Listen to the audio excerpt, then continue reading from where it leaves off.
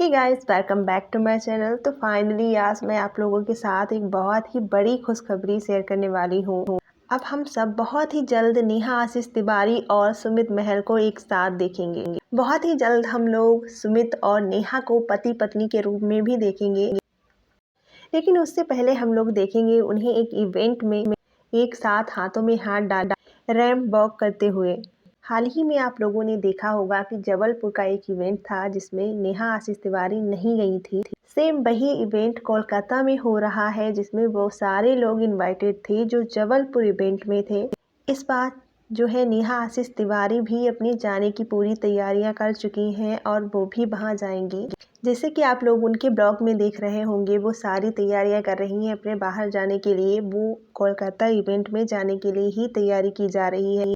दूसरी तरफ बताया जा रहा है कि इवेंट के बाद फरवरी में उनकी शादी भी होने जा रही है, क्योंकि बीच में हम लोगों ने देखा था कि उनकी शादी जो है कैंसिल हो गई है। वो शादी सुमित की तरफ से कैंसिल नहीं की गई थी, वो शादी नेहा की तरफ से कैंसिल की गई थी। लेकिन फिलहाल अब जो चीज़ें हो रही हैं उससे साफ तौर पे जाहिर हो रहा है कि नेहा शादी के लिए मान गई है और फिर से इन लोगों की शादी होने वाली है। बहुत से लोग ऐसे भी हैं जो इस न्यूज़ पे विश्वास नहीं कर रहे हैं। उन्हें लगता है अफवाह उड़ाई जा रही है, नेहा सुमित की शादी अब नहीं होगी। तो फिलहाल ऐसा कुछ भी नहीं है। जब से जबलपुर का इवेंट हुआ है तब से नेहा की तरफ से सारी चीज़ें बहुत ज़्यादा पॉजिटिव लग रही थी शादी को लेकर। उसके बाद से उन्होंने पहला वीडियो डाला था जिसमें उन्होंने बताया था, साफ तौर पे कहा था कि उनकी सगाई टूटी नहीं है, क्योंकि उनको जो सामान दिया गया था रिंग वगैरह वो अब भी उनके पास है और जो रिंग उन्होंने सुमित को दी थी वो अब भी उन्हीं के पास है। इसका साफ तौर पे मतलब था कि उनकी सगाई टूटी नहीं थी।